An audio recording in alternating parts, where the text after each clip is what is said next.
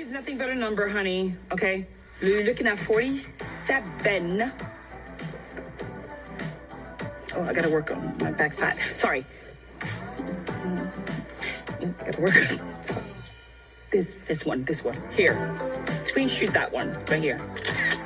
What's up, guys? Welcome to my channel. So this episode was really fun, really lighthearted. Dare I say it was almost like a filler episode, but it had purpose. Like, there's some really good updates. We're kind of setting the scene by having everyone like on this cruise ship, all these fun vibes. There wasn't a whole lot of drama per se, but it was a really good episode. I enjoyed it.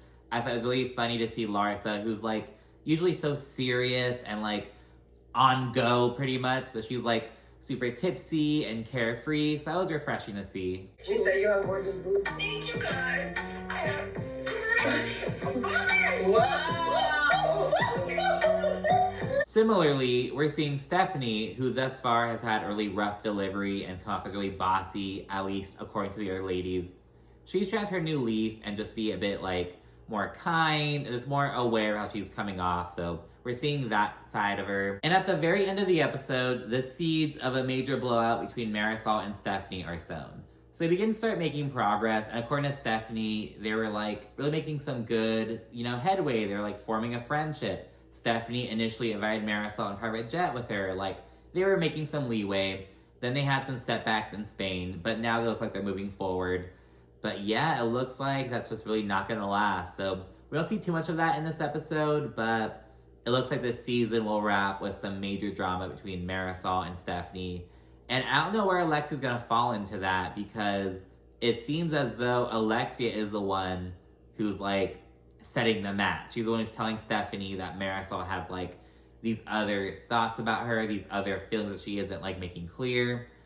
So we'll see what's up with that. But anyways, season 7, episode 14 kicks off with everyone mentally preparing for Marisol's cruise trip. And it's funny because this trip was allegedly a gift from Richard Branson, her friend, to celebrate her marriage to Steve. But like Steve isn't even gonna like be on the trip. It's for Marisol and her friends. So I don't know what that's all about. And Stephanie also says that nautical Steph is gonna be super chill, super laid back. She admits that like, oh yeah, Stephanie has like a million personalities, but nautical Steph, super laid back. She doesn't give a fuck.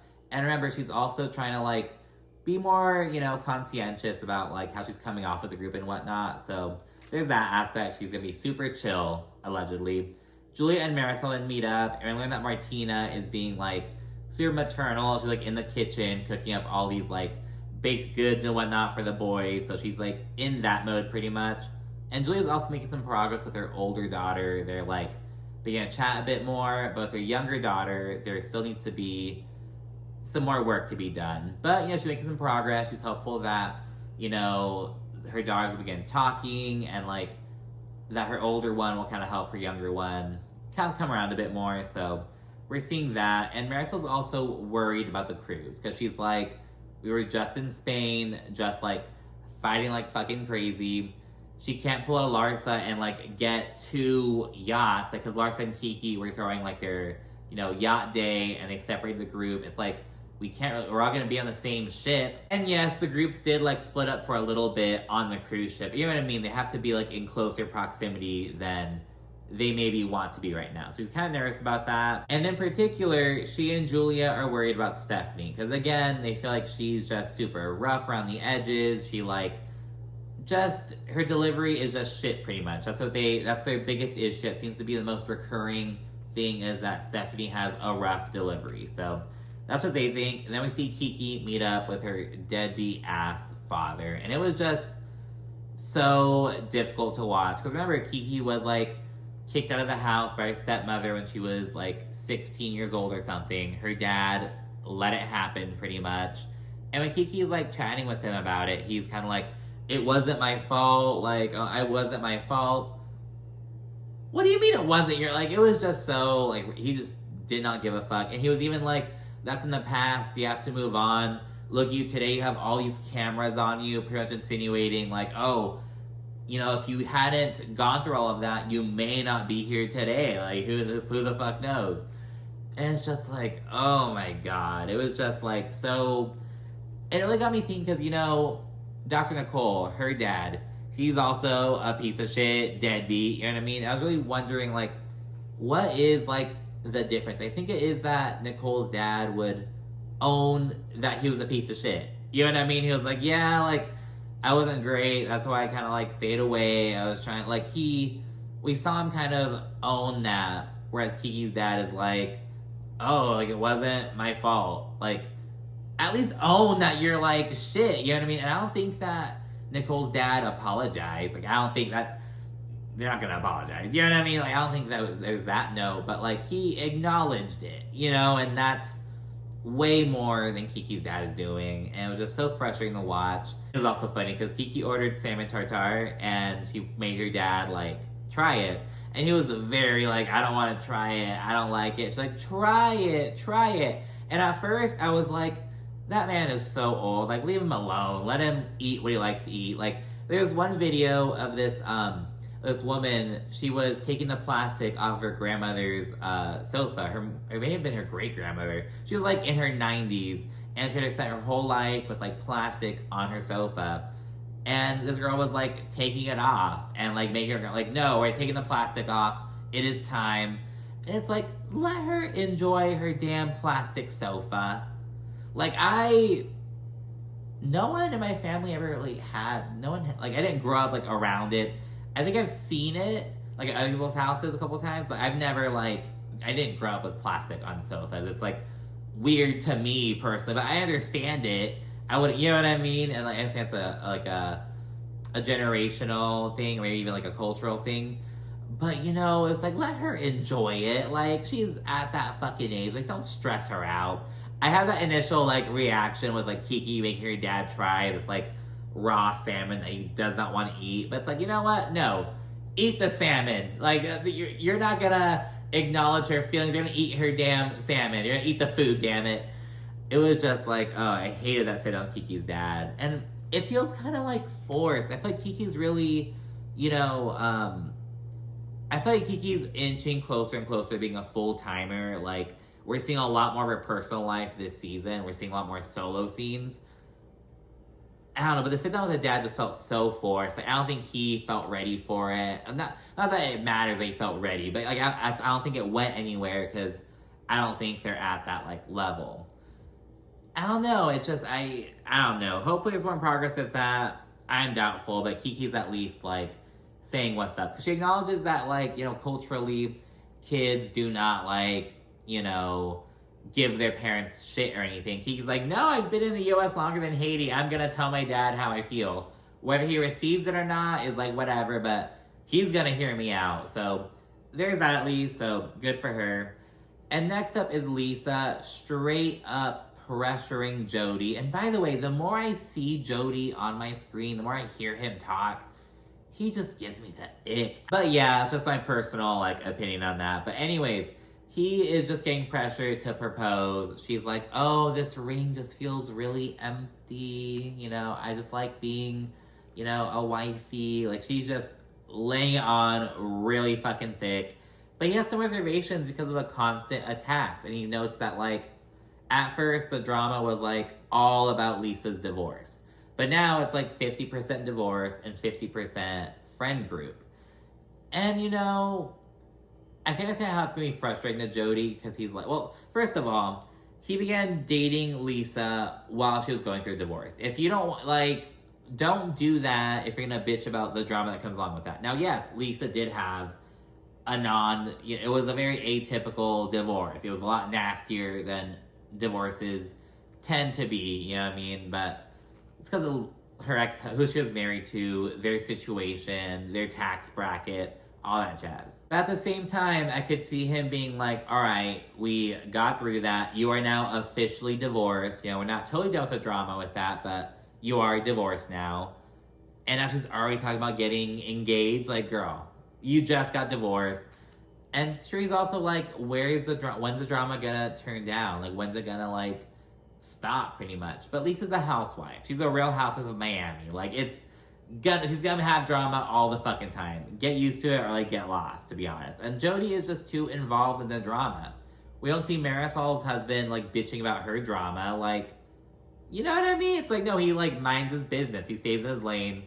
you know, if he's at an event, he may like enjoy, you know, gawking at the drama, but he's not gonna like get involved or text people. That's where Jody's fucking up. Though I will say that Jody made a really good point. So he mentioned that there's all this backlash on texting Larsa, but where was the backlash against Gertie's husband, Russell, last year? Now, hear me out. I do not think that those situations were the same. What Gertie was going through last year, like she had literally just shaved her head, I think. Like in the episode where Russell was like talking back to Larsa, pretty much and sticking up for Gertie. Gertie had just shaved her head, and I believe Larsa was like attacking, like they were getting into it. I think Larsa was attacking Gertie's looks, and Russell does not have a pattern of getting involved in the drama. He's quiet, he's a pleasure to be around. Yeah, all of the ladies love him, and it was that like one time, and I feel like that's a different situation than Jody, who has proven he continues to get involved in the drama. Lisa is kind of taking the brunt of the bullshit in the group right now, but like, you know, she is oftentimes setting herself up with this drama. This drama is because she doesn't want to unfollow Mark. This drama is because she doesn't want to like be on time to shit. Lisa is like setting herself up with a lot of these cases. It's true. So in that regard, Russell and Jody's like getting involved isn't the same. But if I were Jody, I would have said the exact same thing. I would have been like, oh, why are you guys freaking out about me texting Larsa? But where was this outrage when Russell was actually telling her to like be respectful and actually telling her something? So I'm not saying it's equivalent, because it's not, but like I would have said the same damn thing. I think it was a good point from Jody given the situation. That's what I'm gonna say. Next up, we see Stephanie meet up with Anastasia from Anastasia Beverly Hills. They're apparently really good friends. Just a little casual meetup, so it's like, okay, wow. But anyway, Stephanie shares a bit about her upcoming holiday party. So she's throwing this event. They have all these gifts for the ladies and whatnot. And she also shares she's gonna have a bar where they're gonna have this one drink where all the proceeds will go to like this charity in Haiti that Kiki is a big like supporter of, pretty much. And yeah, this is a really nice gesture, though as Gertie has mentioned, no one wants a cash bar at their event.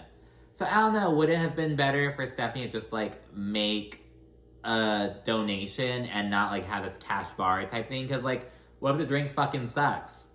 Like, you know what I mean? Like, I don't know, maybe that's her rationale. Like, oh, you know, it's the holidays, it's like to give, so it's having people chip in and help be a part of this like contribution rather than just it being Stephanie.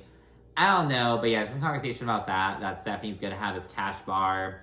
So we'll see how that goes. And afterwards, Stephanie opens up to Anastasia about her friendship situation. She's like, I'm having a tough time with this group because they feel like my delivery is like so bossy and whatnot. And Anastasia's like, well, you're a businesswoman. You are a boss lady, and you used to like being in the business world, all these other men. You have to be strong and not show emotion. And Stephanie's like, yes, you understand. It's like, well, Stephanie, you still show emotion. You were crying in Spain, like leaving the dinner table in tears when you weren't even like in the drama. She was crying because like everyone else was fighting. So you do show emotion. Like, that's not like, you are very boss lady, but like you do show emotion. So it's not like you don't. But yeah, she gets some really good advice from Anastasia, and she does say that she thinks that this is a good experience for her because like it's gonna teach her to be more mindful of her delivery in different settings. You know what I mean? Like, hey, you don't have to be in business mode. You can be in friend mode, in casual mode. So they have that good conversation, and I thought it was good to see. Next up is cruise time. It's just a nice casual cruise. They're like staying on the ocean, beginning and ending in Miami. Just a nice time at sea. And shortly after taking off, Gertie checks in on Adriana, and she has a full-blown case of the birthday blues. So she's just really upset at getting older. She notes that she's really self-conscious about her age. And it's funny because, you know, when Adriana was getting into it with Marisol, she was calling her an old whore. And Adriana's basically saying that she's afraid of like being seen like that. She notes that she was exchanged for a younger woman in 2 other relationships, a younger model in particular. She feels devalued as a woman as she gets older, and she's really struggling with that. And Gertie offers her some really good support. They have a really good conversation, and Gertie tries to really hype her up and get her to see that she's beautiful. So Greer does a really good job at that and at really being a shoulder for Adriana to lean on. Because, again, Adriana can't talk about this with the whole group. Like, she's an outsider kind of, but Greer gives her a nice shoulder to lean on. And then we are introduced to the Rockstar Suite. Come to my room. The Rockstar Suite, snacks and booze. Let's go. Snacks and booze. Let's go. There's a hot tub, sitting area. There's more food. And after chilling for a little bit, they all get together and Marisol addresses the elephant in the room. She's like, hey, I know we just had a lot of drama on all kinds of like varying levels with the group. So why don't we all split up and enjoy some conflict-free conversations? Like, no one's gonna be in the group with someone that they have conflict with. It's just like some light conversation to just like, you know, a little therapy session pretty much. So they split up. Group 1 is Alexia, Marisol, Lisa, Julia, and Adriana. And group 2 is Kiki, Gertie, Larsa, and Stephanie. And they all go and get dressed again and link up. And Lisa's one of the first ones of her group to get at the table. It's Julia first and then Lisa.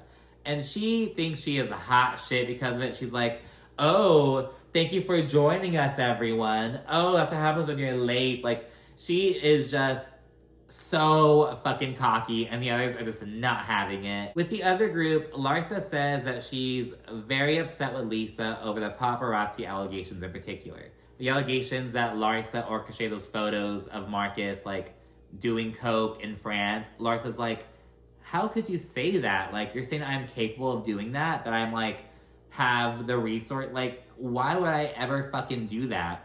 So Larsa's really upset about that, and that's what the main thorn in her side, pretty much. Meanwhile, Alexia tells Lisa that it wasn't right for Jody to, like, reach out to Larsa. Larsa thought it was, like, inappropriate, she disliked it, and Lisa is like, no, he didn't do anything wrong. And she then, like, slut-shames Larsa. She's like, oh, you're upset at him messaging you? You're on OnlyFans. You're messaging all these ladies' husbands. Like, what's up with that? And it's like, oh my God. Like, Lisa is just, like, pulling shit out of her ass. And I guarantee you it's probably something that Jody maybe said. Like, I feel like it's not something Lisa would come up with. I'm not saying that she's, like, dumb or anything, but, like, I feel like that's not... Like, why is she making that comment now?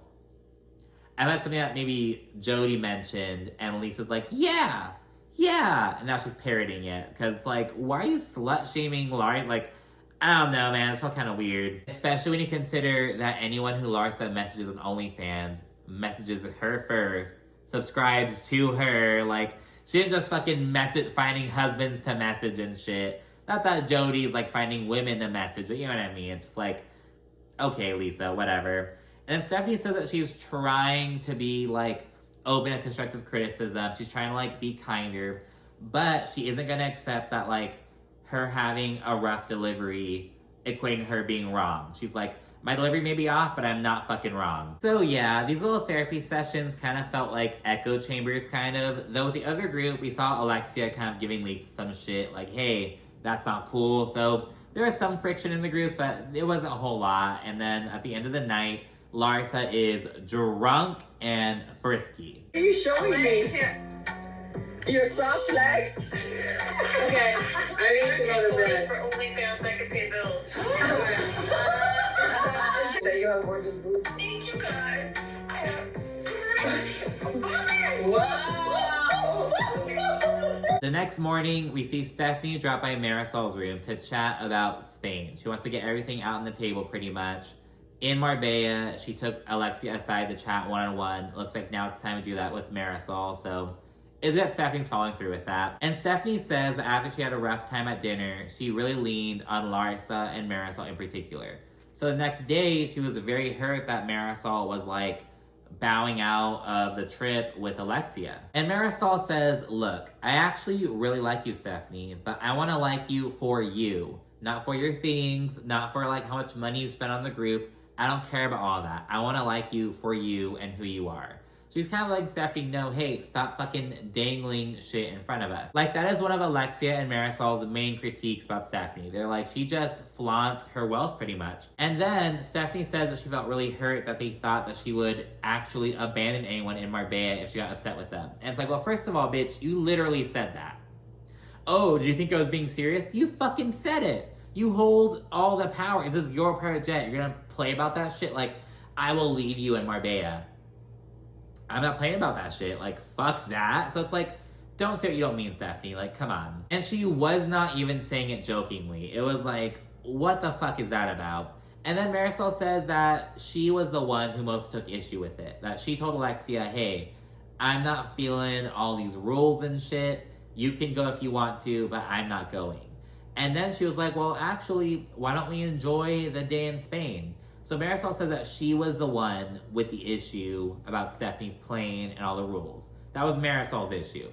Alexia not going was kind of just like, yeah, I'll stay with you. Yeah, we'll make a day of it. So that's kind of how it worked according to Marisol. And looking back on the Spain trip, I think that's why Alexia was like, oh, you should talk to Marisol about it. Why she was kind of like pussing out of the conversation pretty much because it was Marisol's idea pretty much. But I don't know, did Alexia like give Marisol shit afterwards? That's why Marisol's like telling Stephanie this. I don't know, like how...